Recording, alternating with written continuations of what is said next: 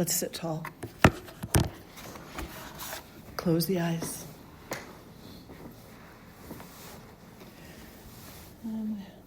Just take a moment to connect with yourself. Perhaps do a gentle inventory. How your body feels. What kind of energy are you carrying with you today?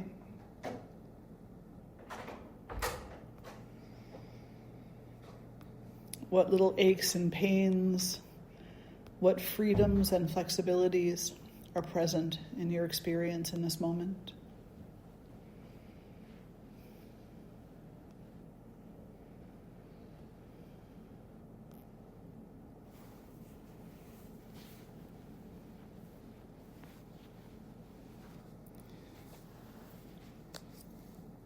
And don't form an opinion or a judgment about anything that you discover. Just acknowledge that it's there. Let it be what it is. Without wishing it away or wishing it would come closer, just let it be.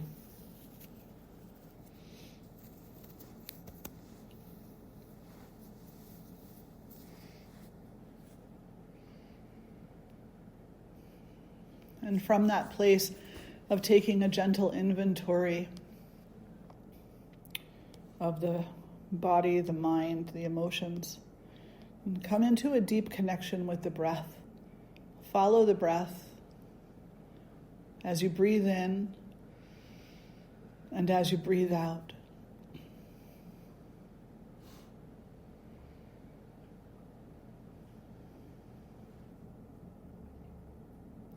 As you breathe in, you might feel the belly bloat.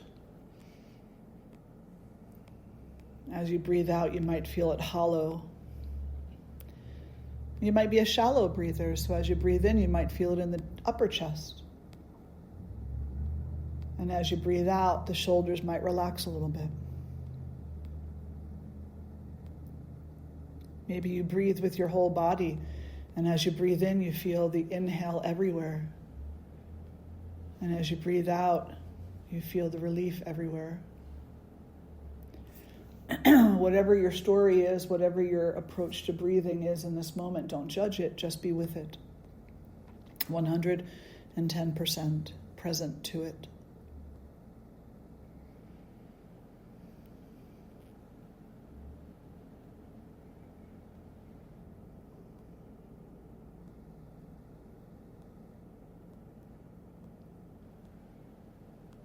And from there, begin to use your sense of hearing, but the internal sounds, not the external. As you breathe in, listen to the breath as it makes its way through the air passage into the lungs and then beyond. And as you breathe out, listen for the sounds of the exhale.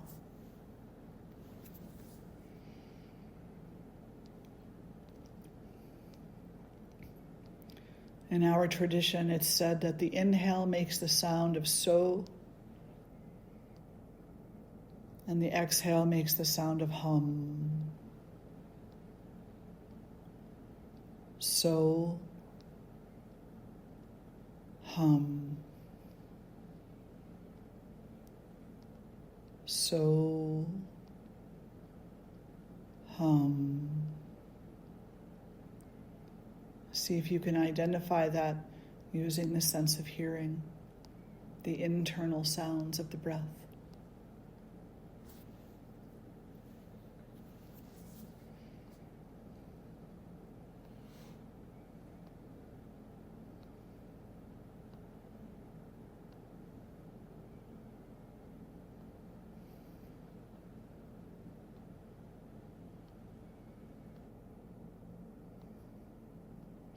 And if you are able to connect with that vibration, if you're able to hear that internal sound, just notice how you feel about it.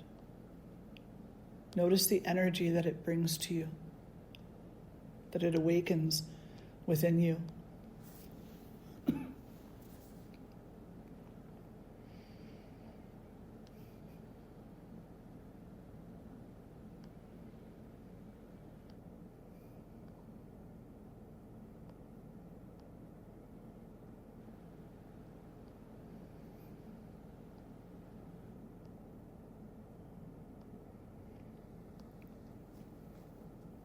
On your next exhale, draw the hands together in front of the heart.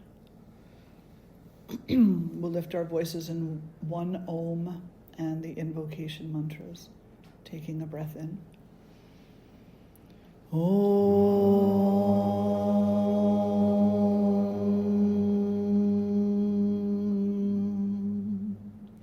Shri Guru Bhyo Namaha Hari Om Ganana Antva Ganapati Gum Havamahe Kavin Kavinam Upama Shravastamam Jyestarajam Brahmanan Brahmanaspata Anashrinvanuti Besida Sadanam Mahaganapataye Namaha Prano Devi Saraswati Vajebhir Vajini Vati Dhinama Vitriyavatu Ano Devo Brahataf Parvatada Saraswati Yajata Gantu Yagnyam Havan Devi Jujushana Gritachi Shagman Novacha Mushati Shrinotu Vagdevyai Namaha.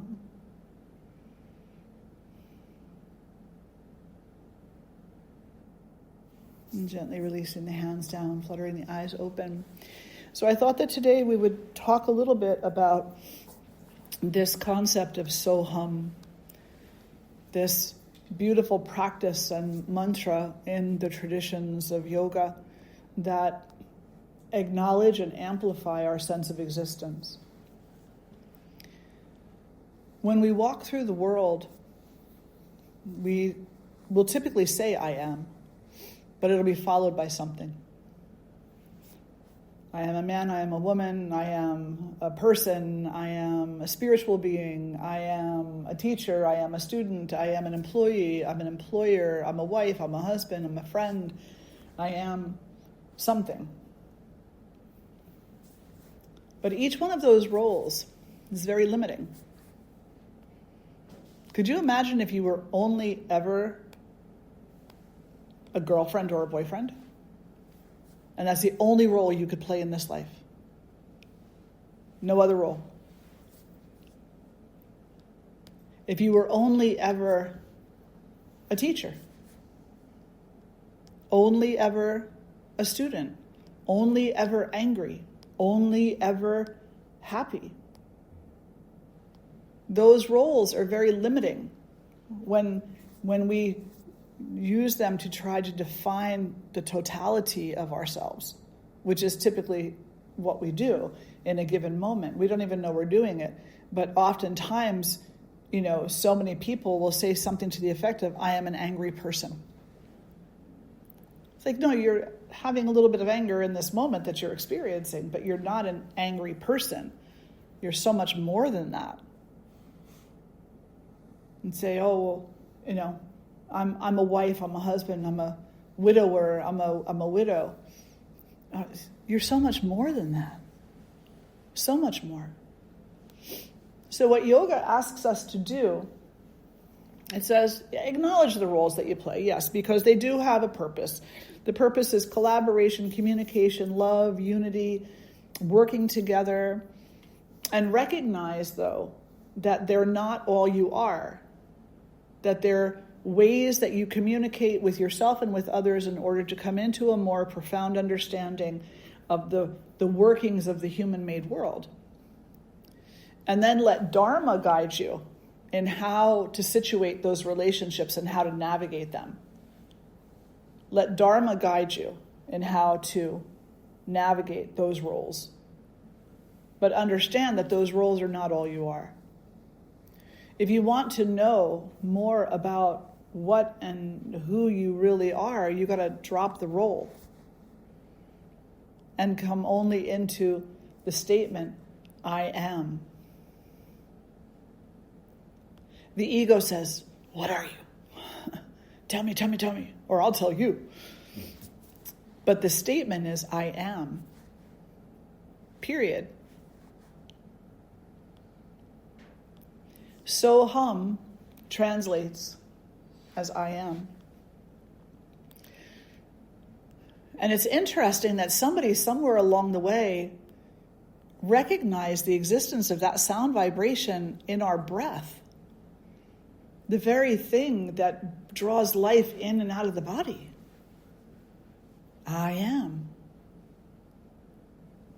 The breath is evidence of our being, of our existence.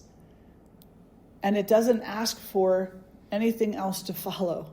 It doesn't ask for the role. It doesn't ask for anything. It's the acknowledgement in this moment that there's a very simple truth, a very straightforward truth, and that truth is, I exist. You exist. Each and every thing exists.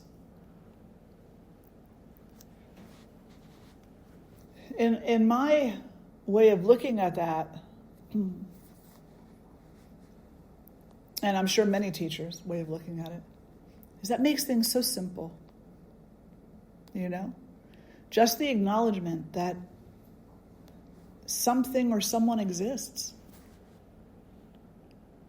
Without any of the other stuff. Like if I say, well, yes, I acknowledge that you exist, but I am your mother, I am your teacher, I am your friend, I am your enemy, I am this, I am that, then I'm limiting my relationship with you greatly. I'm limiting my relationship with you.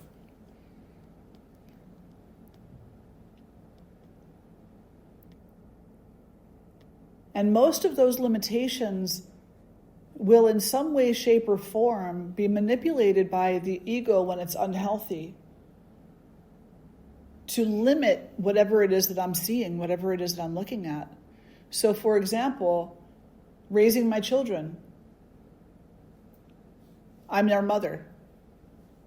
What does that mean? Discipline, guidelines, boundaries, love, of course, absolutely. Mistakes, absolutely. Friend? No. At least not in my experience of a mother. A mother is less of a friend and more of a mentor. Right? But because they're my children,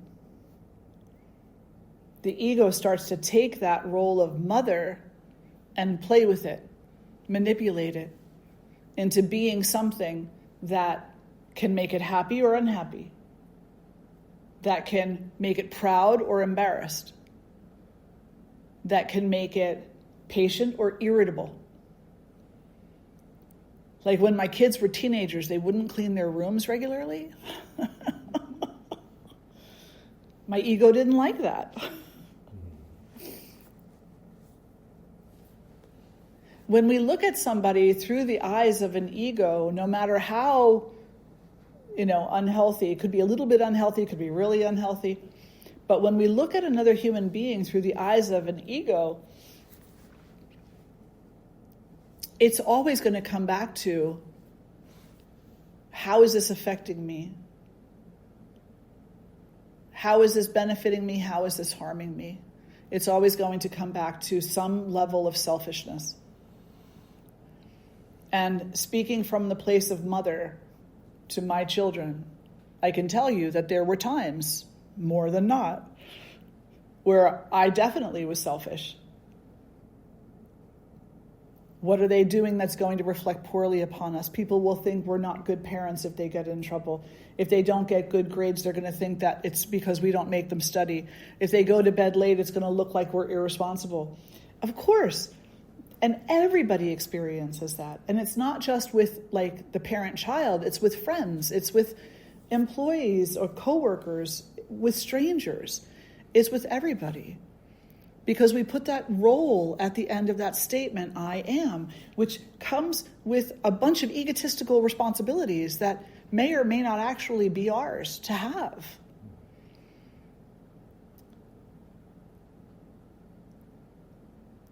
I hear sometimes people who say, well, it's my responsibility to be their friend first and not the parent. It's like, well, but now you're limiting yourself greatly. Because if you're friend first, then where does the discipline come? If you're friend first, where do the boundaries come? Because I don't know about you, but most of the friends that I know don't have boundaries. At least not healthy ones. Is this making sense? Yeah. So how do we get to that place where we can simply coexist and be a reflection of the goodness that exists within each and every one of us? We won't drop the roles. They're so ingrained in us, but we can come to understand them a little bit more and understand how they limit us in our relationship with others. My husband and I, we were married for 24 years and together for about 4 years before that.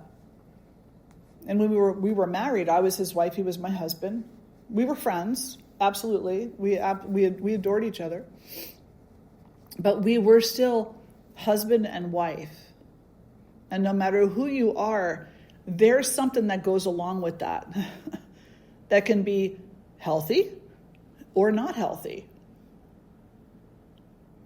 And every single person I have ever met has had that experience, that the moment they get into that relationship, there's some healthy things that happen, and there's some really unhealthy things that happen. And those unhealthy things happen because we think that this person is husband, this person is wife, this person is boyfriend, this person is girlfriend. Therefore, this person has to be a certain way, act a certain way, live a certain way, love me a certain way, remember things about me a certain way. But we wouldn't ask that of other people in our life, right? We wouldn't ask that of our employer or our coworkers or strangers that we have never met. But we ask it of this person because of the role we perceive they play. And has that always gone well? No.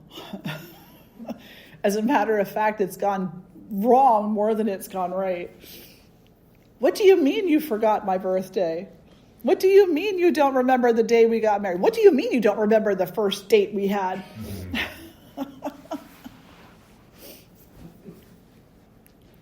And it's all because of the role.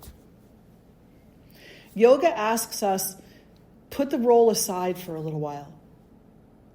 Find out who you are without that.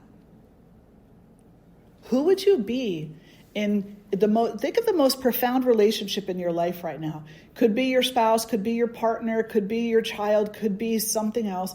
Think of that relationship for a moment. And if you, in a healthy way, put the role aside for a little while and saw that individual and yourself through the eyes of I am, period. What would change in that relationship? What would change? How would you see that person? What expectations would be released? What requirements would be released? What appreciations would arise? What would you be able to see about that person that you might not see now? I'm always toying with this, playing with this in my own life because it's not easy, Once a mother, always a mother. And it extends out beyond your children. You become everybody's mother. My employees go to run an errand or something, and I'm like, drive safely. Yeah. But I do like to sit and to contemplate, what would be different? And in thinking about my own children, it would probably be empowering to them to some degree to not have me fix stuff. It would probably be empowering to them if I didn't jump in and try to give them the answer quickly. It would hone their skills in this life to be able to think, discern, decide, follow through, accept responsibility. But that's them. What would it do for me? Well, initially it would be a whole lot of hair pulling and, oh my God, what am I doing? I'm the worst parent in the world, right? That would be the first thing. We would immediately think that we were doing something wrong because the ego is never really happy when it's not healthy. So we would immediately try to hold on to those well-formed habits of our own imposition, right, into our children's lives or our friends' lives. But eventually that would fall away and we would see more clearly, hear more clearly, exist with greater clarity. And that clarity would bring things like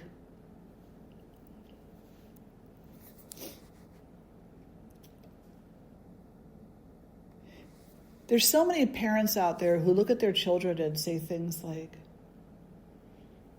you shouldn't act this way. I've been telling you forever that you shouldn't do it that way, that you should do it this way. If you do it this way, it would work out better for you. Why don't you just do what I tell you to do? Why don't you just do this?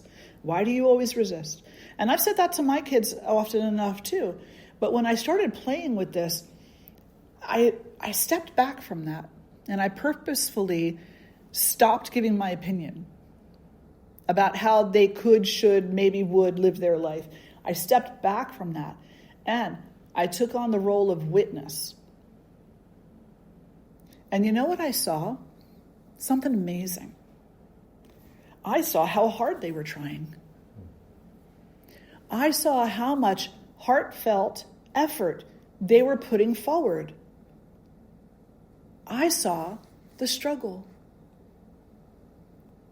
And it was everything that I could do to not step in and fix that. Because, as a good mom, that's what we do. But I stepped back and I said, I can't fix this. Because we never really do, right? We never really do fix it. We just put a little Band-Aid over it. It's still there though. So I stepped back and I recognized. And you know what that caused me to do? It caused me or allowed me to have an even greater respect for the journey, the struggle, the fortitude, the intelligence, the mistakes, the willingness to self-correct, the process that my kids were going through as they grew up. It empowered me to respect them as individual beings, as human beings, as young adults, as adults, as whatever stage of life they're in, to truly respect them. And we might say, I respect my kids. Well, until they do something that you don't agree with, right? Until they do something or they represent something you don't agree with. Then it's like, how could you do that to me? But they're not doing anything to you. They're just trying to make their way. And the only way that we can really see that is to step back and stop putting on the role that we have adopted for ourselves. And instead come to that statement, I am. And so are they.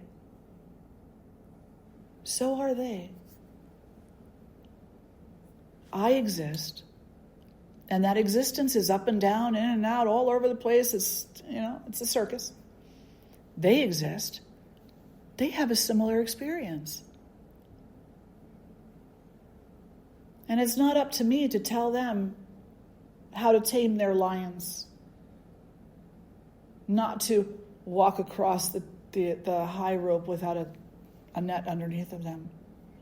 I can teach them that as best I can, but it's not up to me to tell them that they have to, because they're not going to listen anyway. Does that make sense? I'm not saying step completely 100% out of the role. Of course, as parents, as friends, as human beings, we do have responsibilities.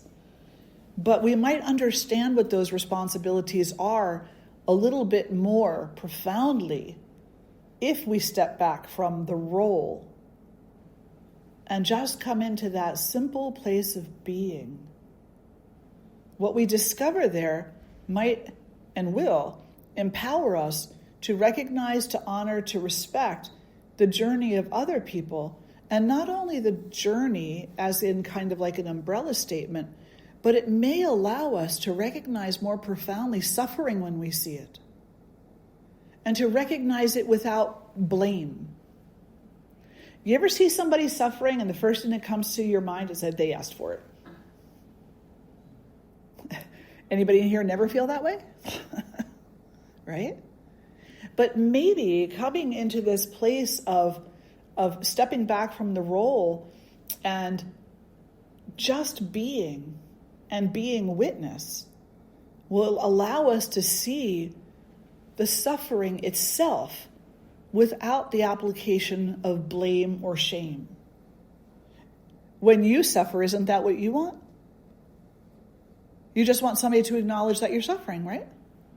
You don't want someone to say, well, you know, if you would live your life differently, if you would make different decisions. You don't want to hear that. Neither does anybody else. Neither does anybody else.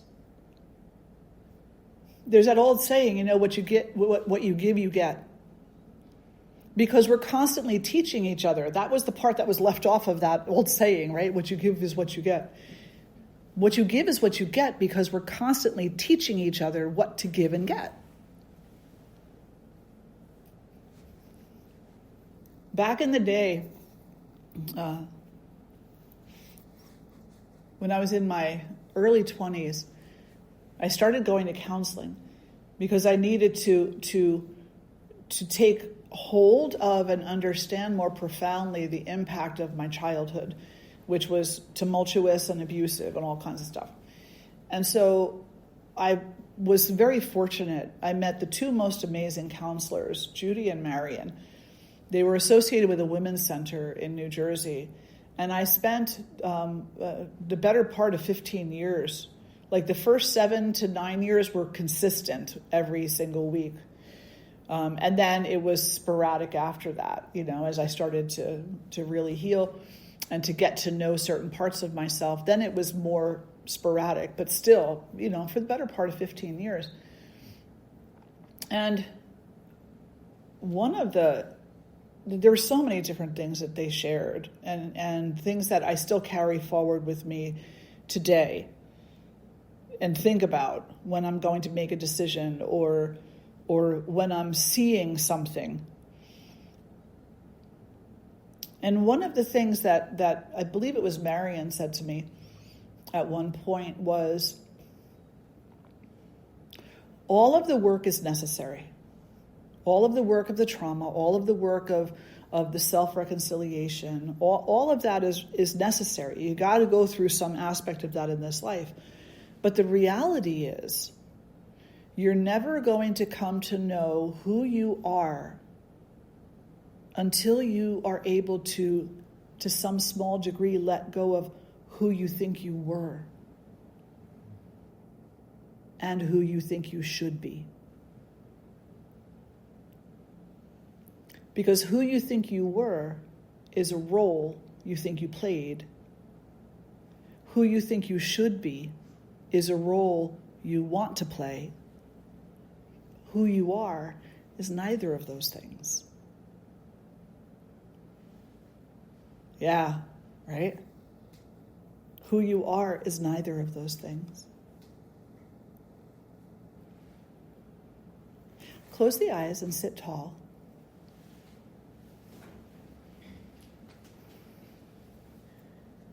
And just breathe. Just pay attention to the in-breath, pay attention to the out-breath. And if thoughts come to the mind, just let them come and go. Don't grasp onto them or push them away. Just leave them alone. They don't need you. They don't need your attention. They don't need you to fix them.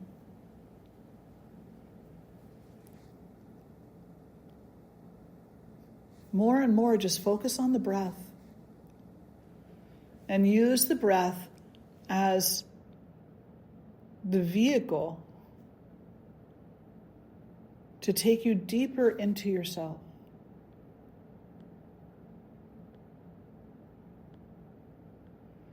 Follow the breath as deeply as you can into the body. Initially through the nostrils, maybe through the air passage, maybe into the lungs, maybe beyond the lungs. Follow the breath as it enters, and follow the breath as it leaves.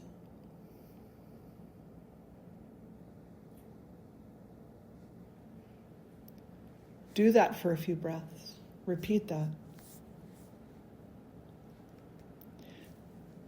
Soften your faces.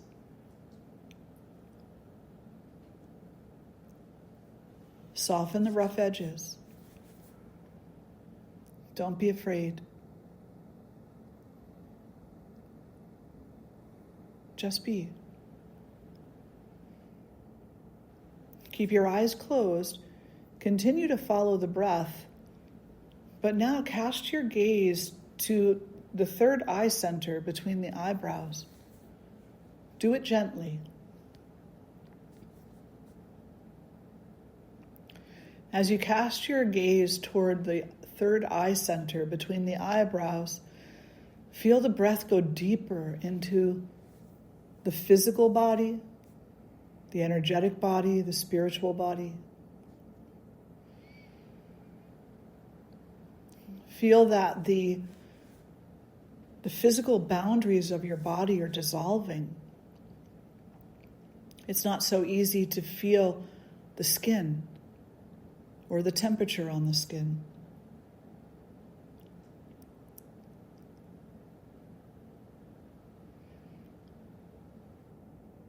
Begin to feel that the muscles, any muscle tightness, tension is dissolving.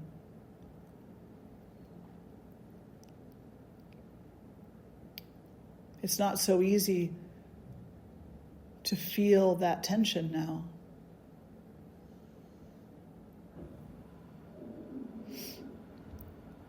Still gazing at the third eye center, still following the breath.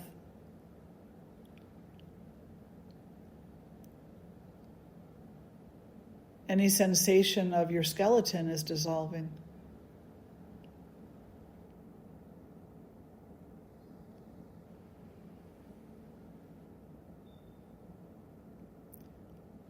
Everything physical is dissolving.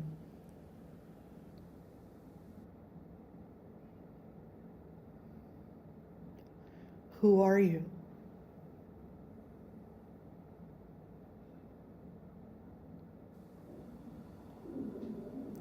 The emotions are dissolving. No anger, no impatience, no grief, no sorrow, no excitement, no happy, no elation. Keep gazing at the third eye center. All those things have dissolved, all the emotions. Who are you?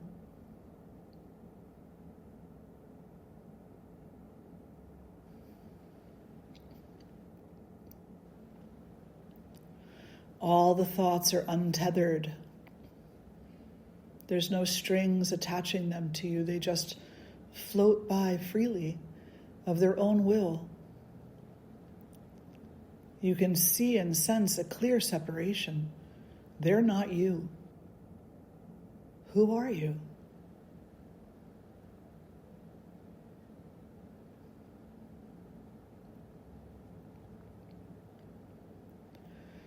As you breathe in, silently repeat to yourself, so. As you breathe out, hum. So.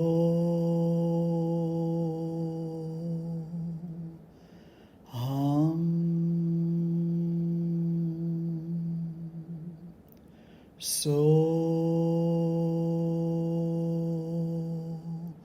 hum. I am. I am.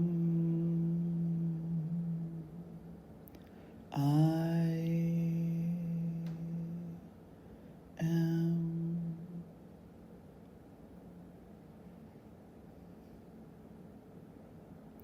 Who are you?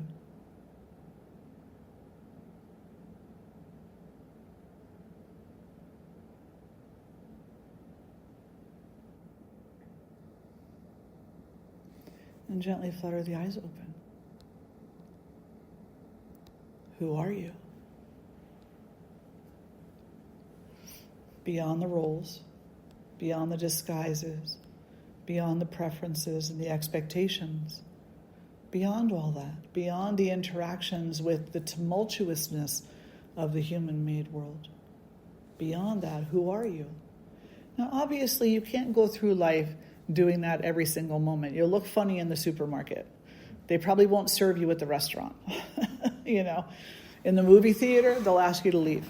So you can't do it all the time. But you can do it regularly. And what do you think would happen if you did something like that regularly? If you sat down every single day and you took 5 minutes to inquire, who am I really? In what ways might your life change? In what ways might your relationships change? Your expectations? Your emotions? Your joy? Does that make sense?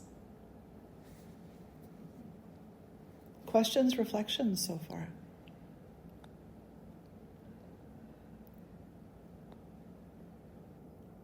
It's not easy. None of it is easy. I feel like I say that every wisdom circle. It's not easy because it's really not. But I guess it comes down to the simple fact that we have this choice. The choice is we can keep on doing what we're doing. How many of you are happy with that? Or we can do something different. Right? Just because you try it doesn't mean you have to stay with it forever. Just try it. You'll never know unless you do. I remember when I was a kid, my grandmother would always say, "How do you know you don't like it?" I couldn't stand Brussels sprouts or asparagus or cooked spinach. And I'd always try to hide it. And for some reason, my older brother always got away with hiding the food he didn't want to eat, like underneath the plate or whatever. I never got away with it. And my grandmother would always say, "How do you know you don't like it if you don't try it?" And of course, I would battle her. "No, I'm not eating it. It's gross." And we don't really ever grow out of that, right? We never really grow out of that resistance. Somebody says, "Let's take a hike. We should start walking more. We'll do an easy hike." No, I don't like hiking. I don't like going outside like that. Somebody says, "Let's start riding bikes." No. What was the last thing you said no to because you thought you don't like it? But the reality is you haven't tried it lately. So you don't really know if you like it. And I 100% absolutely have faith in that statement because now I love Brussels sprouts. And I love asparagus. cooked spinach, maybe not so much. But raw spinach is cool, Cooked spinach if it's well hidden. So how do you know? If you're still playing the role of the child who says, I don't want to eat that, I don't want to do that, then you're still playing a role and you really have no idea what you like or don't like right now, or very little idea. Just going on past impressions rather than current situation. Does that make sense? Yeah. What would you change? What would you try today that over the years you have said no? Anything come to mind for anybody?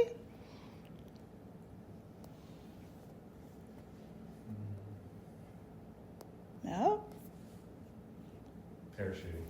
Oh, that's a good one. That's a good one. Parachuting. Oh, Lordy. I've thought about that a time or two myself. And I was told that there's a place somewhere outside of Philadelphia. It's called iFly. I think that's what it's called, right? iFly, or maybe it's iFall. But you go in and it's this huge, cathedral ceiling, it's way up there. And so you stand there and they do some kind of, anybody do that? I know a friend that did. Yeah, how was it? She loved it. Oh, it blows you up. Yeah. And then you're there, floating in midair. And I'm so wanting to go do that, but not really. Because my whole life I have played the role of a person who has a little fear of heights. Not all heights, only certain heights. Free falling through the air. I'd be up there. The thing that I would be thinking about is, what if the fan stops? Right? But I'm sure they have you tied up and whatnot, But then can you imagine how many things that thought stops a person from doing? Right? So give it a go. Maybe start with the iFly, not the airplane.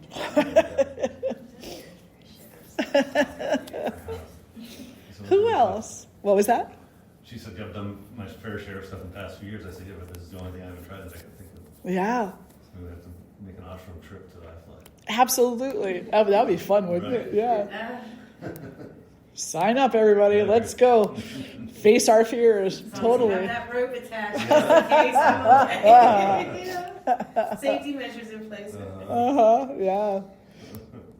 Several years ago, I got very ill quickly in end of 1999, and I went through some surgeries and some other things, and came out the other end eventually with my health and my wellness.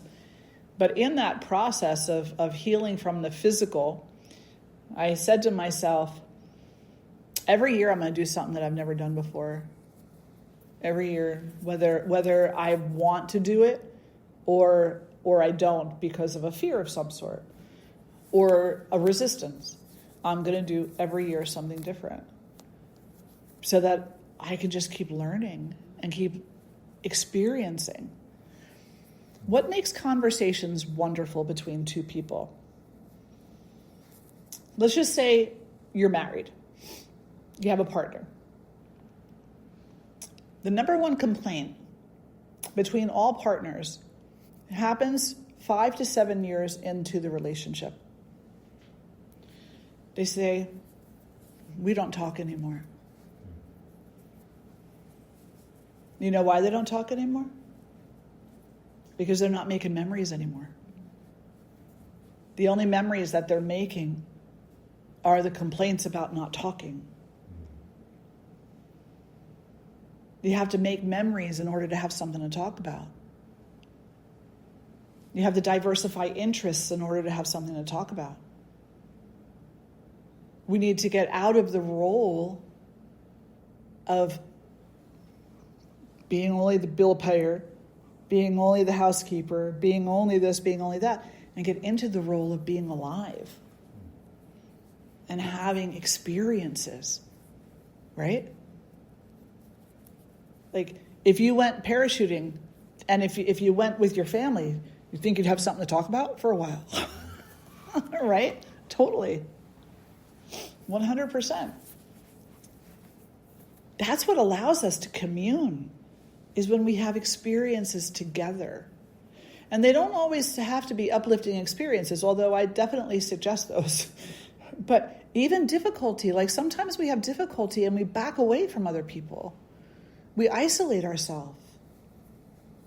But the reality is that every single thing we experience in this life, it's not just random chaos. We experience things so that we can grow, so that we can come together collaboratively and grow and expand together collaboratively.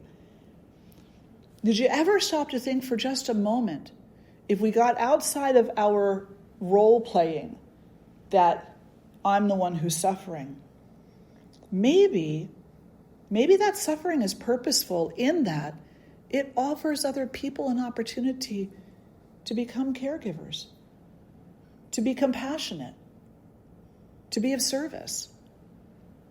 Maybe whatever suffering you have is purposeful in that it's giving other people the opportunity to do better, to do something from the heart rather than the head. So practicing this Soham, it brings us to those kinds of conclusions. I've been practicing this for a long time. And I don't know if it was before I started practicing this or after, but I used to go up to the city quite a lot. I used to love New York City. In a more insane day, I probably would have moved there. But sanity won out, And although I still love going there, but I also love coming home. So we would go there. I would go with like a bunch of friends and stuff like that. And whenever I go up there, I would always, buy a meal for someone who was on the street, or give them some money so that they could go buy their own food or something. And my friends would always, for the most part, almost every single one of them, get upset with me for it. They said, "Why are you giving them money?" Some of them would say things like, "Let them go get a job." Some of them would say things like, "Oh, they're just going to drink it away." And I would just ignore them, and I would just keep being me and doing what I do. But this one day, this one person got really in my face about it, got really angry with me over it, and said, "Why do you do that? I'm not going to bother coming up here anymore with you if you do that, because I just think it's like so stupid." And I turned around to him, and in a little bit of anger myself, I said, "Do you really want to know why I do that?" And he goes, "Yeah, I really do." I said, "Because that person is sitting there in a condition that I pray to God I never have to know. And I pray to God you never have to know. But on top of that, that is a soul. A soul who has come here, has presented themselves in that condition so that I can be a better person. By practicing compassion, practicing empathy, practicing generosity, practicing all of the qualities that we all claim to appreciate and adore and respect so profoundly. It can't just be, empty statements. We have to put it into play. So I give the meal, I give the money, I give the hello, I give the moment of just checking in, because that person is there for me to do that. Or to not. And both of those actions have very different consequences. For me personally. For each one of us personally. When we go through life saying, no, no. Close your eyes for a moment. And listen. No, no, no, no, no, no, no, no, no, no, no, no, no, no, no. Keep your eyes closed. Now listen. Yes, yes, yes, yes, yes, yes, yes, yes, yes, yes, yes. Now open your eyes. Which one do you like better? Right? I can see your faces. A couple of you might have been in here when I did that previously, I think, maybe. Yeah. Because that's a little exercise that I do every so often when we're talking. But all of your faces did the same thing. The moment I started saying no over and over again, it's like, because nobody likes to hear that. But most importantly, your soul does not like to hear that. Do the right thing. No. Be generous. No. Be friendly. No. Be forgiving. No. Be loving. No. Your soul doesn't want to hear that. Your soul is like, silly child. And not only does your soul not harmonize with that type of mentality, but your whole body doesn't harmonize with that. You ever wonder why people who are angry a lot of the time look the way they look? People who are angry a lot probably heard no a lot, hear no a lot. Yeah, they say it a lot, they hear it a lot, they live by it as a code. And what does it bring? Does it bring joy? No. Yes. So going back to your example, which I feel like is really relevant now, especially, why do people get so angry at others helping the less fortunate? Yeah, why do they? So it's a complicated mess, but basically, somewhere inside of them, they feel that no one ever cared for them that way. They heard no. That's right. They heard no. So why should someone else hear yes? Yeah. And what happens is when we live by that motto, by that creed, when we live by that, we become constricted by it. It becomes like a rope that's winding itself around us. And that's literally taking the life out of us. And eventually we become so entangled in that mindset of resisting and saying no and being afraid, because really that's what it comes down to, being afraid, that we can't even see the logic in anything else. In the tradition, we call that ignorance. Ignorance in the English language is like, it's an insult, right? You call somebody ignorant, it's meant to be an insult. In the tradition, it's not an insult, it's a condition. It's a condition that human beings exist in. Every single one of us. No matter how long we've been on this path, no matter how far we think we've come, we still have ignorance. To be ignorant simply means to ignore what is. What is? I am. You are. Period. We exist. Period. Anything other than that, anything that follows the I am, is ignorance. Because if I say I am a mother, then I am ignorant of who I am in that moment, in any other possible role, and every other role combined and beyond. Does that make sense? Yeah. So my grandson, he's in a school play. Today's our last day of doing it. He's doing Witch Hunt 2.0. Beautiful example. So initially when he told me about this play, he didn't really tell me too much about it. He was just like, it's like the Salem witch trials today. And I said, oh, okay. He said, but it happens like over the internet. And I'm just like, well, that's interesting. What are you going to do? It's so much more of a statement than that. They talk about the Salem witch trials and about how those people who were accused and killed, that the things that were said about them were false, fake, untrue, made up, fantasy. That all it took was somebody who was mad at you going to some constable and saying, oh, I saw so-and-so, making a spell. And that would be enough to almost end your life. or end your life. What about that internet? How about that internet? Where people go on the internet and all the false, fake, unreal, made up,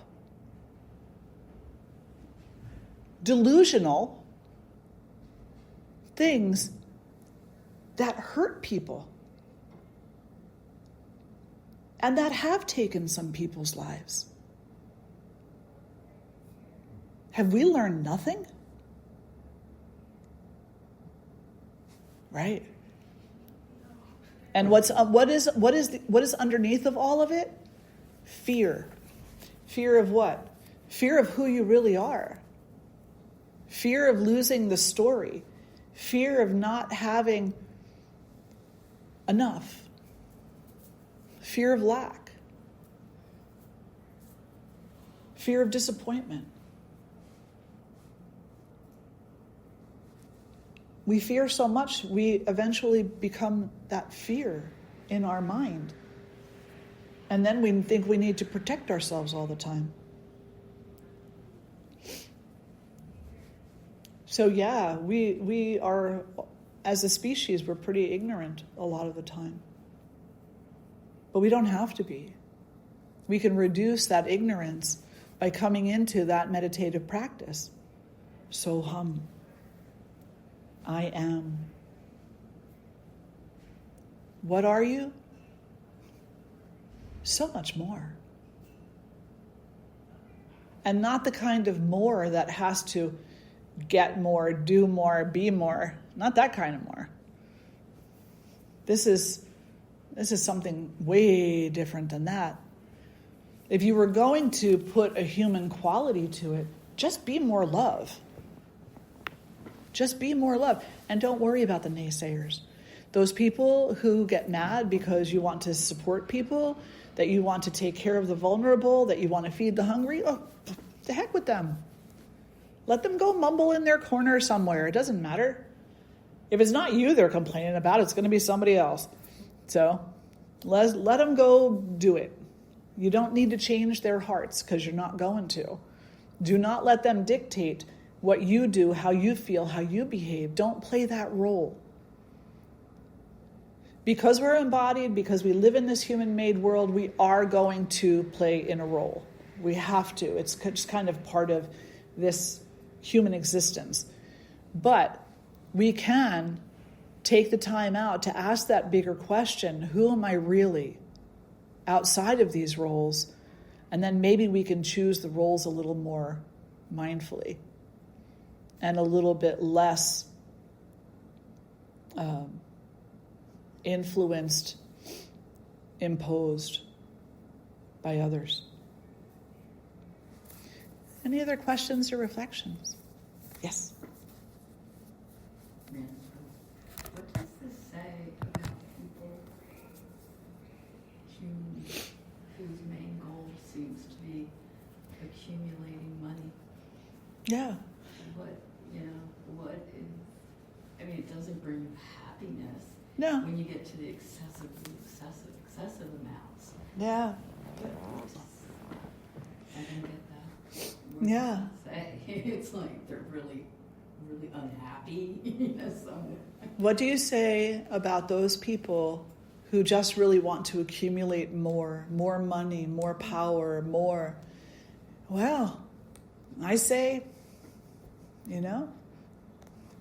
let them do what they're going to do. I'll do what I'm going to do. You do what you're going to do. Someday, eventually, hopefully they will realize. And, I look at, what is her name? She was married to Bezos. What is her name? Lindsay? I don't know. His first wife. Yeah. His first wife. So in their divorce settlement, here's two really different people. So she marries this man, and he becomes a billionaire. They divorce, and she receives billions of dollars, like $7 billion or $8 billion or something. He goes in one direction, More, more, more, more. She goes in another. Give, give, give, give. We're always playing the part of the scarecrow. Remember the scarecrow in The Wizard of Oz? You can go that way, or you can go that way. And the choice is your free will. And the question is, have you done the trauma work? Have you stopped to contemplate who you really are? Have you thought about what drives you? Have you thought about how much you depend upon what other people say and do in order to define your own self? Can you step away from that for a few minutes, moments, seconds, just to explore the possibilities, the possibility that you might be something so much more than you could even begin to imagine. But maybe you need to take the first step to start. Yeah. Let's sit tall and close the eyes. Draw the hands together in front of the heart. And together we'll lift our voices in one Om, followed by the All Beings mantra. Breathing in.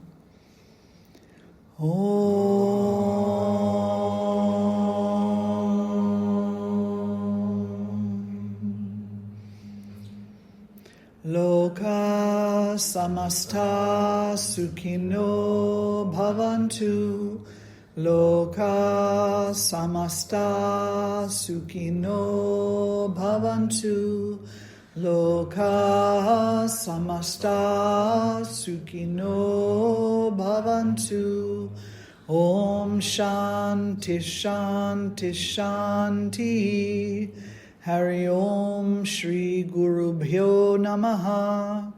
Hari Om. Now and always honoring your light and the light of all beings everywhere. Om, peace, peace, peace.